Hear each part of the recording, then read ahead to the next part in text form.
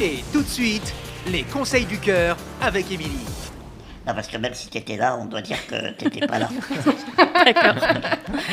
Bon alors, bonjour à tous. Je sais pas vous, mais moi, cette météo printanière, ça me donne des envies de rencontres amoureuses.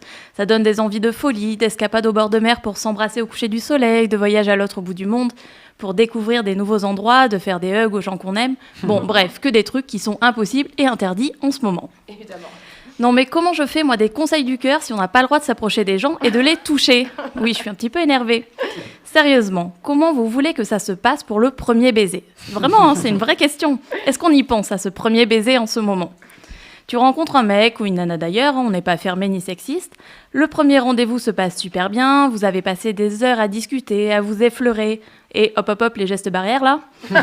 À vous sourire derrière un masque.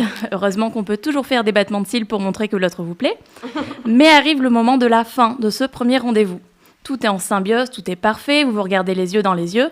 Et là, la Covid vous rattrape. Cette merde qui nous fait chier depuis un an vient nous rappeler que non, on n'embrasse pas un inconnu. Et on n'embrasse pas ni un inconnu, ni une personne qu'on connaît en pleine rue. Et oui, en pleine rue, on n'enlève pas son masque.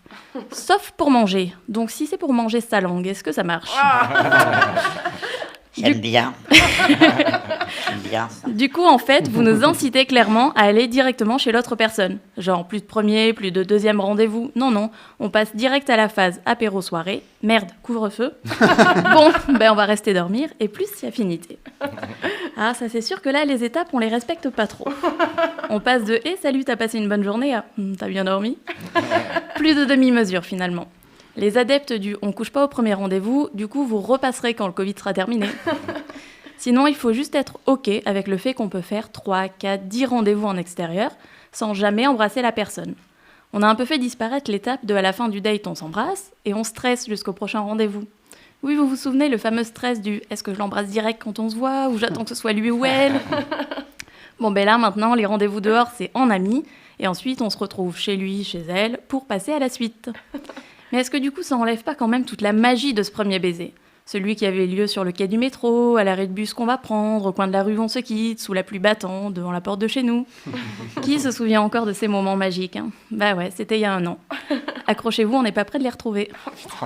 Je crois que le mieux, finalement, ça reste d'être patient, les copains.